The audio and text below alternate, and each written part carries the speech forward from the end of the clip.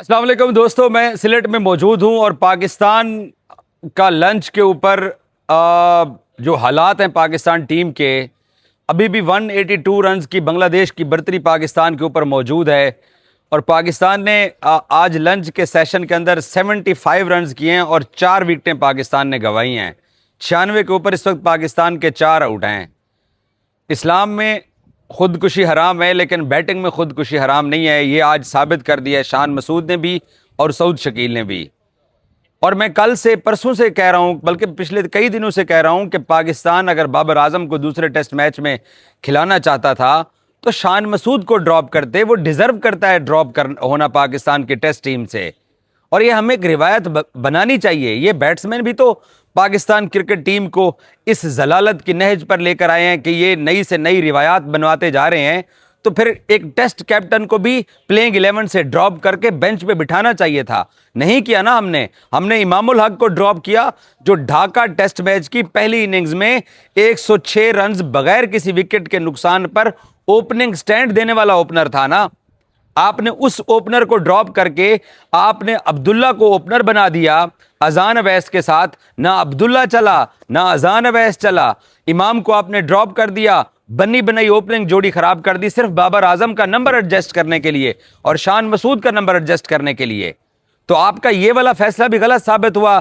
इमाम को ड्रॉप करना भी आपको महंगा पड़ा, अब्दुल्ला को 1 डाउन की पोजीशन से हटा के उसको ओपनर खिलाना भी आपको महंगा पड़ा, शान मसूद को नंबर 4 से नंबर 3 पे खिलाने का भी आपको फैसला महंगा पड़ा। नंबर 4 के ऊपर बाबर खेल रहे हैं। और सऊद शकील पे मैं बाद में आता हूं। कप्तान साहब 13 साल से पाकिस्तान की टेस्ट टीम के अंदर खेल रहे हैं। अगर किसी को कोई याद हो तो प्लीज मुझे बता दीजिए कि इस भाई साहब ने पाकिस्तान के लिए कभी कोई मैन ऑफ द मैच भी जीता है। मैन ऑफ द मैच हासिल करने का मतलब यह होता है कि आप अपनी कौम के लिए कोई मैच जीतते हो, तभी आपको मैन ऑफ द मैच दिया जाता है। मुझे नहीं लगता कि इस भाई के क्रेडिट के ऊपर कोई एक मैन ऑफ द मैच होगा। अगर है तो कोई प्लीज मुझे बता दीजिए। जिस तरीके से उसने फील्डर के हाथ में डायरेक्ट उसने शॉट मारी है, तो अब उसके बाद फिर अफसोस यार, खुदा के लिए यार, इस टेस्ट टीम के अंदर यूसुफ जैसे बैट्समैन, यूनुस जैसे बैट्समैन, मिसबा, इंजमाम, सलीम मलिक, एजाज अहमद, कितने पाकिस्तान के पास ऐसे बैट्समैन आए जो इस तरह से नहीं खेलते थे। हमने हमेशा अच्छे बैट्समैन प्रोड्यूस किए हैं और पाकिस्तान का टेस्ट क्रिकेट के अंदर हमेशा से एक भरम रहा है। ये भरम इन लोगों ने तोड़ दिया है और स्पेशली शान मसूद की कप्तानी के अंदर ये भरम टूटा है। अवे सीरीज खेलने जाते हैं, बगैर कोई मैच जीतते वापस लौटते हैं, अपने घर में खेलते हैं, बांग्लादेश से 2-0 हार जाते हैं, इंग्लैंड से 800 रन खा लेते हैं, और अब बांग्लादेश के सामने पहला ढाका टेस्ट मैच आ रहे हैं। और अब जो कप्तान बैटिंग कर रहा है, ये एक जिम्मेदार कैप्टन की बैटिंग है। ये एक मुश्किल हालात के अंदर अपनी टीम को सहारा देने वाले कप्तान की बैटिंग है। नहीं भाई, जैसे मैंने कहा कि इस्लाम में सिर्फ खुदकुशी हराम है, बैटिंग में नहीं है भाई। तो शान मसूद ने साबित किया है। सऊद शकील साहब पहले ढाका के अंदर इसी तरीके का स्वीप शॉट मारते हुए आउट हुए। भाई जब आपको नहीं कंट्रोल आ रहा, आप सीधे बैट से 4 गेंदें उसकी खेल चुके हो, आपको किसने कहा कि आप स्वीप शॉट खेलें? लेकिन वही खुदकुशी करनी है, क्योंकि क्रिकेट में खुदकुशी हराम नहीं है। बस इन्होंने वही करना है जो इनको जो बेस्ट लगता है।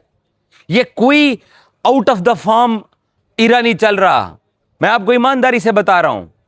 ये कोई बैड पैच नहीं चल रहा, ये कोई मुश्किल कंडीशन नहीं है, ये कोई मुसीबत के अंदर कोई टीम को कोई गड्ढे में गिरी हुई है तो उसको निकालने के लिए कोई आड़े तिरछा शॉट लगा दिया, या कोई क्रैक्स पड़े हुए विकेट के ऊपर कि मेहदी का गेंद वहां पे लगा है।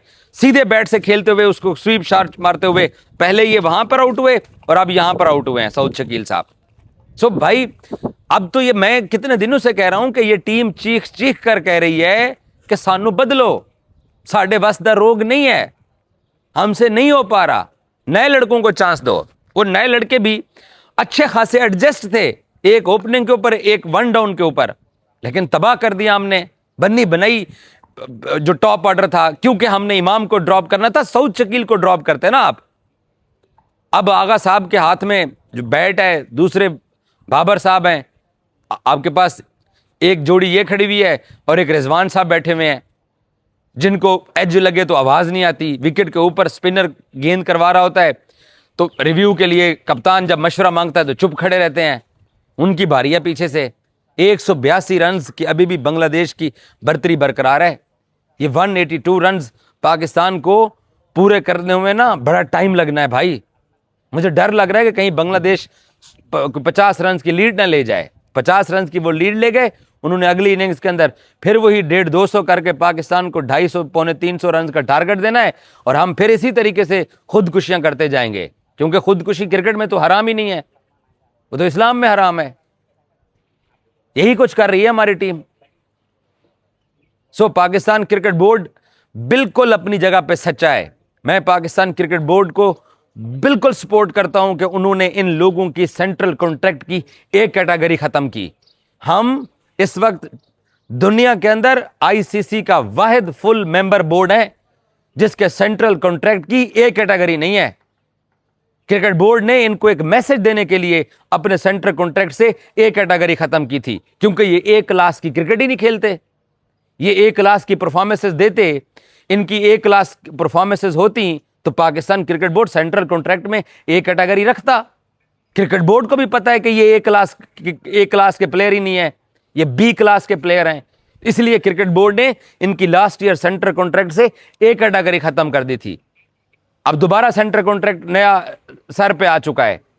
बहुत सौ का व्हाइट बॉल क्रिकेट के अंदर जो शहजादे वर्ल्ड कप के अंदर कुछ नहीं कर सके हैं, एशिया कप में कुछ नहीं कर सके हैं, उनका सेंट्रल कॉन्ट्रैक्ट बिल्कुल खत्म होगा। और इनमें से भी बहुत सारे जिनको पाकिस्तान क्रिकेट बोर्ड ने यह जरूरी समझा कि ये एक कैटेगरी के बंदे ही नहीं है, उनको बी कैटेगरी में डाला। अब मेरा दिल चाहता है कि इनको सी में डालें, ये बी कैटेगरी भी डिजर्व नहीं करते हैं। अगर देनी है बी कैटेगरी तो नौजवान प्लेयर्स को दीजिए जिनके अंदर थोड़ा सा उनके अंदर थ्रिल है इस मुल्क को कुछ सर्व करने का। भाई ये कुछ नहीं कर पा रहे हैं, इनको बदलना पड़ेगा। और पाकिस्तान क्रिकेट बोर्ड अगर अब इनको निकाल दे, इनकी कप्तानियां छीन ले, इनको घर बिठा दे, तो फिर वो हमारे 2-4 एक्स क्रिकेटर्स हैं जो कि यूट्यूब पे बैठे हुए हैं, जिन्होंने व्यूवरशिप लेनी है, उन्हें रोना धोना डाल देना है। उनको ये नजर नहीं आ रहा कि ये क्या कर रहे हैं मैदान के अंदर। इसी विकेट के ऊपर बांग्लादेश वाले बैटिंग करते हैं। कैसे लिटन दास ने सेंचुरी स्कोर की है, या कैसे उन्होंने ढाका में क्रिकेट खेली है। तो क्रिकेट बोर्ड अच्छा करता है, ना मीडिया के प्रेशर में आता है, ना ही किसी की बातों में आता है। इनके ऊपर अब छुरी चलनी ही चाहिए। इनका एक कैटेगरी का जो कॉन्ट्रैक्ट है वो है ही नहीं है।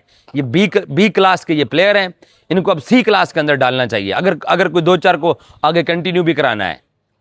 लेकिन नहीं भाई, ये इनसे नहीं हो पाना। और मैं कितने दिनों से कह रहा हूं कि ये टीम खुद कह रही है कि भाई सानू बदलो, हम कुछ नहीं करने वाले। तो अब इनको बदलने का टाइम आ चुका है, और अब बोर्ड वैसे ही बदल दे इनको। बोर्ड इनको झलक दिखा चुका है ऑलरेडी, सेंट्रल कॉन्ट्रैक्ट में भी कुछ को मुख्तलिफ मौकों पर ड्रॉप करके। सऊद शकील मुझे बताएं, कहते हैं जी पाकिस्तान में स्पिन का सबसे अच्छा बैट्समैन है। क्यों सऊद शकील पाकिस्तान की वनडे टीम के अंदर नहीं खेलता? क्या मेरी वजह से नहीं खेलता? भाई अपनी परफॉर्मेंस की वजह से नहीं खेलता। पाकिस्तान क्रिकेट बोर्ड जरूरी नहीं समझता सिलेक्शन कमेटी के ये बंदा वनडे में हमें चाहिए। उसने अपना वनडे का स्पॉट गंवा दिया, अब वो टेस्ट का स्पॉट भी गंवाने के दर के ऊपर है। आगा जी इस वक्त विकेट पर मौजूद हैं, देखते हैं कि आगा जी अगला सेशन निकाल पाते हैं कि नहीं निकाल पाते हैं। क्या इनके बारे कसम खुदा की कोई पॉजिटिव कंटेंट ही जब से मैं बांग्लादेश आया हूं नहीं मिला यार। इनके बारे में बोल बोल के मैं तंग आ चुका हूं कि क्या इनको बंदा हर रोज इनके बारे में बोले। 182 रन की लीड बरकरार है, लंच की ब्रेक चल रही है, बाद में मिलते हैं। Thank you.